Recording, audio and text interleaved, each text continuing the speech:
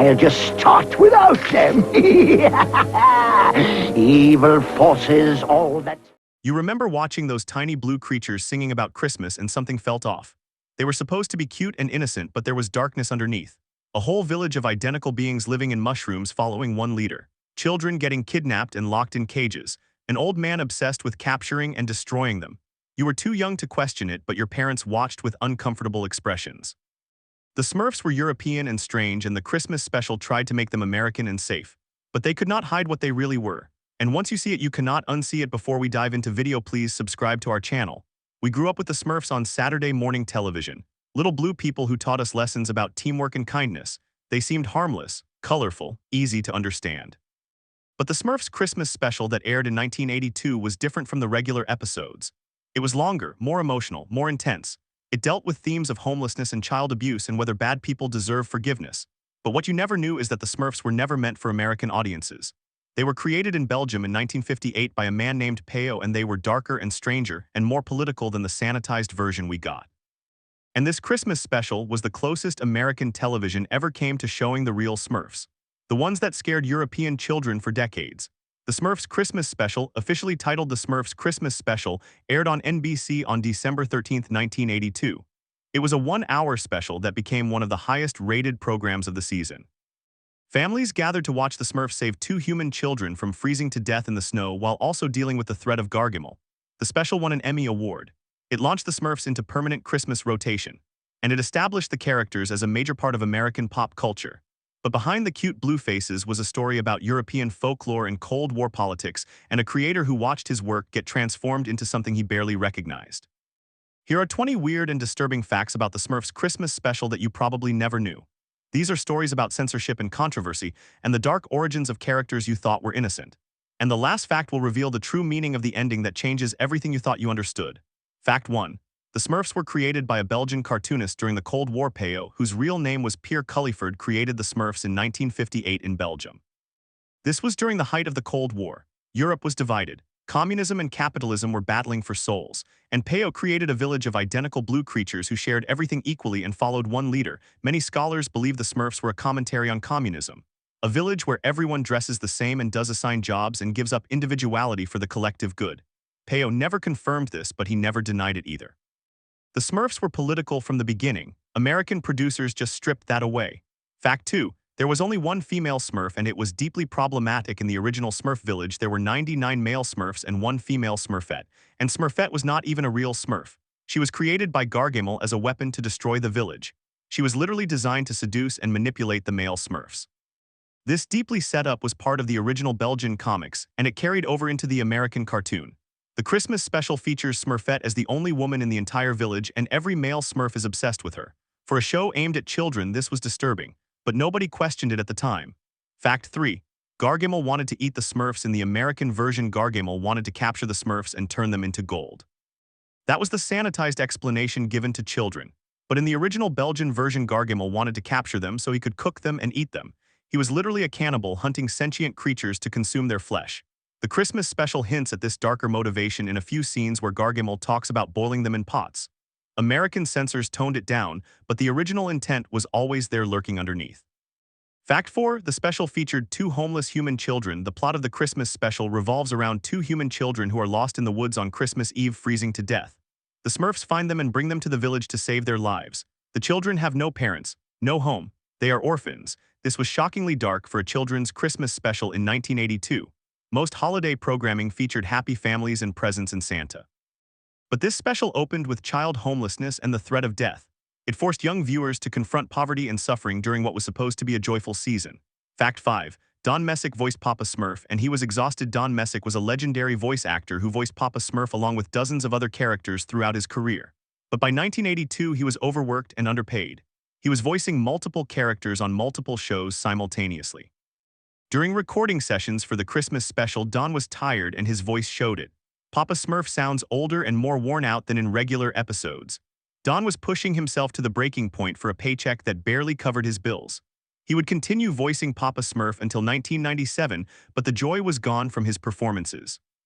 Fact 6. The special was animated in Australia by underpaid workers. Like most American cartoons in the 1980s, the actual animation was outsourced overseas to save money. The Smurfs Christmas Special was animated by a studio in Australia where workers were paid a fraction of what American animators made. The quality is inconsistent throughout the special. Some scenes are beautifully animated. Others are stiff and awkward. The Australian animators were doing their best under terrible conditions with impossible deadlines. And American audiences had no idea how much suffering went into creating their Saturday morning entertainment. Fact 7. NBC censored several scenes before broadcast. The original cut of the special was longer and darker than what aired on television. NBC censors demanded cuts to several scenes they deemed too frightening for children. One scene showed Gargamel threatening to burn the children alive. Another showed the children nearly freezing to death in graphic detail. Those scenes were removed days before broadcast. Some of the cut footage still exists in European versions of the special. But American children never saw the full unedited story. They got a sanitized version that removed the most disturbing elements. Fact 8. The special taught that forgiveness is mandatory. At the end of the special, the Smurfs forgive Gargamel even though he has spent years trying to murder them. The message was that Christmas is about forgiveness and giving people second chances. But this message was deeply problematic. It taught children that they must forgive their abusers, that victims owe kindness to people who hurt them. This is a toxic lesson that therapists spend years helping people unlearn. But in 1982, it was presented as wholesome Christian values. Fact 9. Lucille Bliss voiced Smurfette, and she hated the character. Lucille Bliss was a talented voice actress who brought Smurfette to life for American audiences. But she openly said in interviews that she hated how the character was written. She hated that Smurfette was defined entirely by her relationship to male characters. Lucille tried to give Smurfette more depth and personality through her performance. But the scripts limited what she could do. She was stuck playing a one-dimensional female character in a village of 99 males. And she knew it was wrong, but she needed the job. Fact 10. The special won an Emmy but lost to Garfield the next year. The Smurfs Christmas Special won the Emmy Award for Outstanding Animated Program in 1983. But the following year it lost to a Garfield Christmas Special which was darker and more emotionally honest. That loss stung the producers. They had created a hit, but they knew Garfield had done something better, something more real. The Smurfs Christmas Special was successful, but it was also safe and formulaic. Garfield took risks, and the industry recognized the difference. Fact 11. Peyo the creator hated the American version. Peyo sold the rights to the Smurfs to American producers because he needed money. But he regretted it for the rest of his life. He hated what they did to his characters. He hated how they simplified the stories and removed the political undertones. He watched the Christmas Special once and never watched it again. He said it was too sweet, too American, too fake. He felt like his creation had been stolen and turned into a corporate product. And he was right. Fact 12. The special featured a song about sharing that was ironic. One of the songs in the special is about how the Smurfs share everything and help each other. But this song was featured in a special that was produced by a corporation that paid workers as little as possible and outsourced labor to avoid fair wages. The irony was lost on audiences. Children sang along about sharing, while the adults who made the special were being exploited by a system designed to maximize profit. The message and the reality were complete opposites. Fact 13. The two children were voiced by child actors who got no residuals. The two human children in the special were voiced by child actors whose names are barely remembered. They recorded their lines and were paid a small fee, but they received no residuals when the special aired over and over for decades. Those children are adults now, and they have never seen a penny from the countless re-airings and home video sales. They were exploited just like the characters they played. Homeless and abandoned by the industry that used them. Fact 14. Gargamel was based on medieval anti-Semitic stereotypes. Gargamel is an old man with a huge nose who hoards gold and plots to capture and destroy innocent creatures. These characteristics match medieval anti-Semitic stereotypes of Jewish people that were used in propaganda for centuries. Peyo always denied this was intentional, but scholars have pointed out the undeniable visual and narrative similarities. Whether intentional or not, Gargamel perpetuated harmful stereotypes that many Jewish viewers found deeply offensive. Fact 15.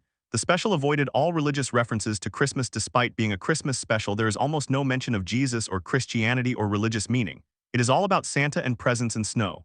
This was a deliberate choice by NBC to avoid controversy, but it made the special feel hollow. Christmas was reduced to consumerism and sentimentality. The deeper spiritual or cultural meanings were erased. It became a commercial for toys rather than a story about faith or family or tradition. Fact 16. The animation budget was cut halfway through production. NBC cut the animation budget because early cost reports were higher than expected.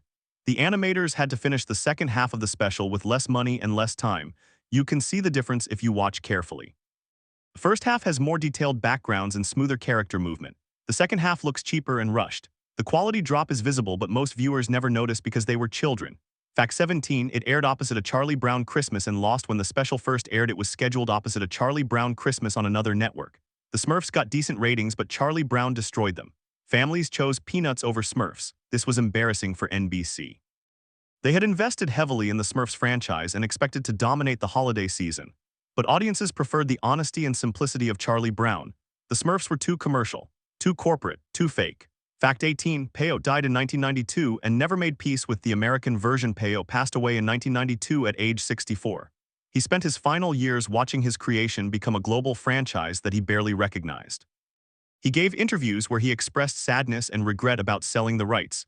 He died knowing that most people would only ever know the sanitized American version of the Smurfs, that his original vision and political commentary would be forgotten, that his art had been turned into a product, and there was nothing he could do about it. Fact 19, the special has aired every year since 1982 for over 40 years. The Smurfs Christmas Special has aired on television during the holiday season. It has become a tradition for millions of families. Children who watched it in 1982 now watch it with their grandchildren, but very few of them know the dark history behind it. They do not know about the exploitation, the censorship, the problematic messages. They just see cute blue creatures singing songs. And maybe that is enough, or maybe we owe it to ourselves to see the truth.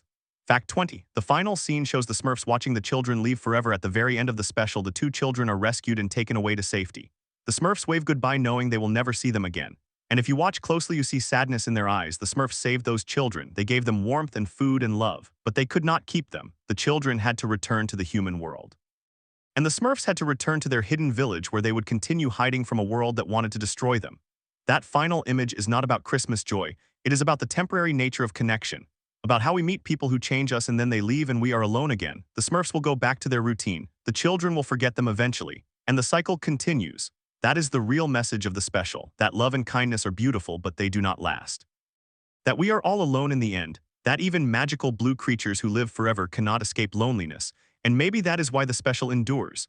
Because underneath the bright colors and silly songs is a truth we all recognize. We are all just trying to survive. We are all just trying to matter. And we are all just waving goodbye to people we will never see again, so there you have it. 20 facts about the Smurfs Christmas Special that reveal it to be something far more complex and troubled than the cheerful holiday entertainment it pretends to be. It was created by people who were underpaid and overworked. It was based on characters that carried political and cultural baggage most Americans never understood.